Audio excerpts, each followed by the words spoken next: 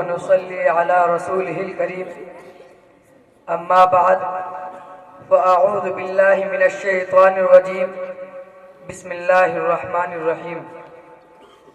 رنگ نشاں بزم دو عالم پہ چھا گیا ہے، رنگ نشاں بزم دو عالم پہ چھا گیا ہے، جس دن کا انتظار تھا آج وہ دن آ گیا ہے۔ قابل صدر احترام اور معزز سامعین اکرام، آپ حضرات بہت دور دراز سے وقت نکال کر آئے ہیں، انشاءاللہ آپ کا یہ وقت بہت فائدہ دے گا۔ میرے محترم بزرگوں، میرے استاد نے مجھے یہ حکم دیا کہ میں آج آپ کے سامنے علماء دیوبند کی تاریخ پیش کروں۔ علماء دیوبند کی تاریخ کیا ہے؟ یہ بڑا عجیب موضوع ہے۔ بر صغیر پاک و ہند میں جتنا کام علماء دیوبند نے کیا ہے، اتنا کام نہ تو کسی نے پہلے کیا ہے اور نہ کوئی بعد میں کر سکے گا، اس میں کوئی شک و شبہ نہیں۔ ہندوستان میں جب سے انگریز آیا، دو طبقے ہندوستان میں برسر پیکار رہے۔ ایک طبقہ وہ تھا کہ جس نے انگریز کے سامنے گردنیں جھکائی، انگریز سے معافیہ مانگی، انگریز سے دولت حاصل کی، انگریز سے جاگیر حاصل کی۔ ایک طبقہ وہ تھا کہ جس نے سلطان ٹیپو جیسے انسان سے غداری کی۔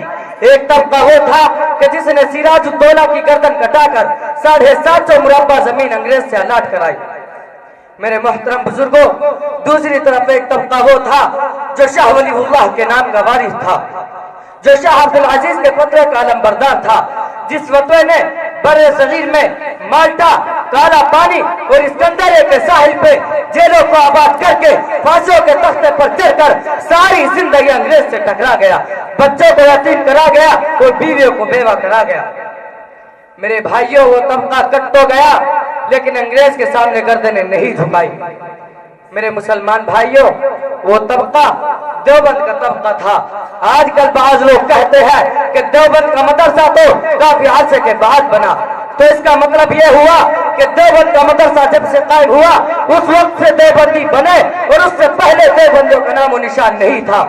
اور میں کہتا ہوں کہ مولانا قاسم نانوتوی نے دیوبند کا مدرسہ بنایا، لیکن مدرسہ بنانے سے پہلے وہ عالم تھے، وہ فاضل تھے، وہ دین کے مجاہد تھے، وہ اسلام کے علمبردار تھے۔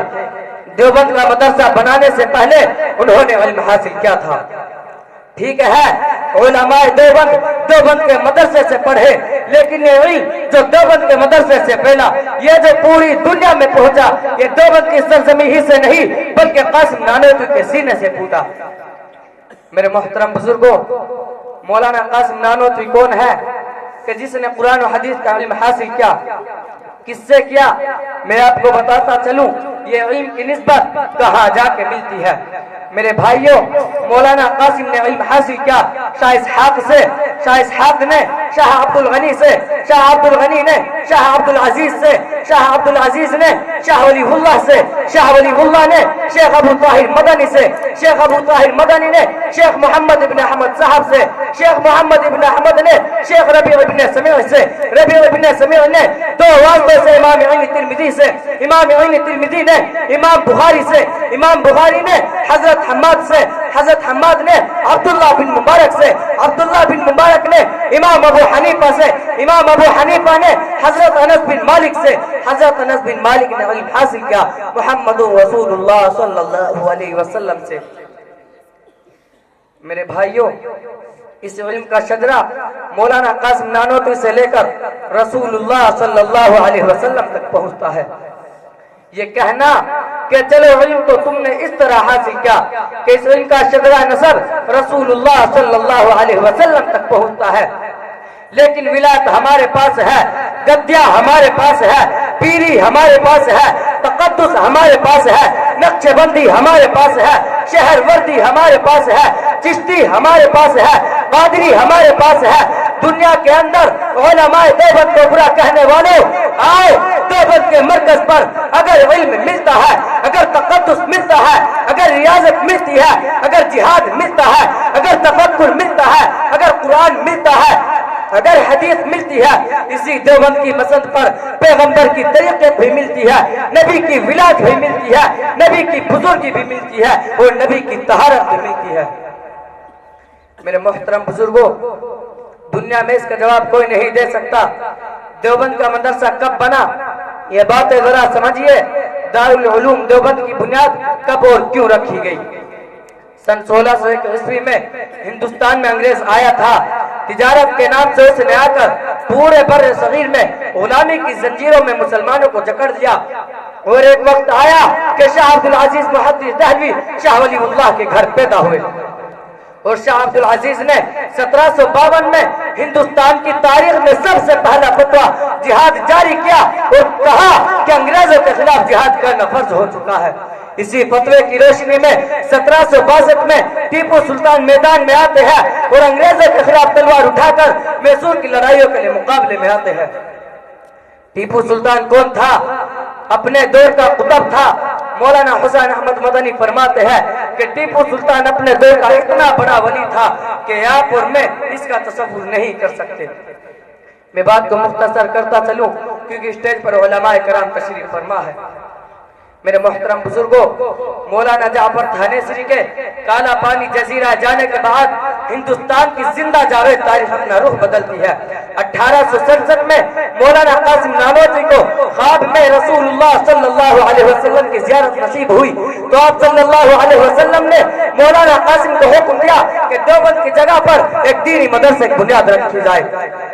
چنانچہ 1867 میں دارالعلوم دیوبند کی بنیاد رکھی گئی تاکہ یہاں سے ایسے افراد پیدا کیے جائے جو انگریزوں کی طرف سے پھیلائے گئے گندے خیالات کو دور کر سکے۔ دارالعلوم دیوبند ایک مضبوط اسلامی قلعے کی طرح تھا اور ہے اور رہے گا انشاءاللہ۔ میرے محترم بزرگوں، یہ وہی مرد مجاہد تھے کہ جنہوں نے ہندوستان کی آزادی کے لیے اپنے تن من دھن اور جان کی بازی لگا دی لیکن انگریز کے سامنے نہیں جھکے۔ جب مولانا حسین احمد مدنی سے انگریزوں نے کہا کہ حسین احمد کیا تو نے فتویٰ دیا ہے کہ انگریز کی فوج میں بھرتی ہونا حرام ہے، تو کہا کہ ہاں کہ میں نے فتویٰ دیا ہے کہ انگریزوں کی فوج میں بھرتی ہونا حرام ہے۔ مولانا محمد علی جوہر قدموں میں گر پڑے، کہا کہ حضرت بیان بدل دو۔ مولانا مدنی نے کہا کہ جوہر اگر آج بیان بدلتا ہے تو خدا کی قسم ایمان بدل جائے گا۔ یہ تھے شیخ الاسلام مولانا حسین احمد مدنی، اتنا بڑا عظیم انسان، انگریزوں سے ٹکرانے والا، علم و فضل کا بادشاہ۔ مسلمانوں کو اس مجاہد آزادی پر فخر کرنا چاہیے اور ان کے حق میں دعائیں خیر کرنی چاہیے کہ اللہ رب العزت ان حضرات کے درجات کو بلند سے بلند فرمائے، ان کی قبروں کو نور سے بھر دے اور ہم مسلمانوں کو علماء دیوبند کے نقش قدم پر چلنے کی توفیق عطا فرمائے۔ اب اسی شعر کے ساتھ میں اپنی تقریر ختم کرتا ہوں۔ مشہور ایک قافلہ جو اہل جنوح ہے، مشہور ایک قافلہ جو اہل جنوح ہے، اس قافلے کے قافلہ سالار ہمی ہے۔ جھک جانے کی عادت ہے یہ بات اور ہے، جھک جانے کی عادت ہے یہ بات اور ہے، مگر کھنچ جائے تو پھر وقت کی تلوار ہمی ہے۔ وآخر دعوانا ان الحمدللہ رب العالمین۔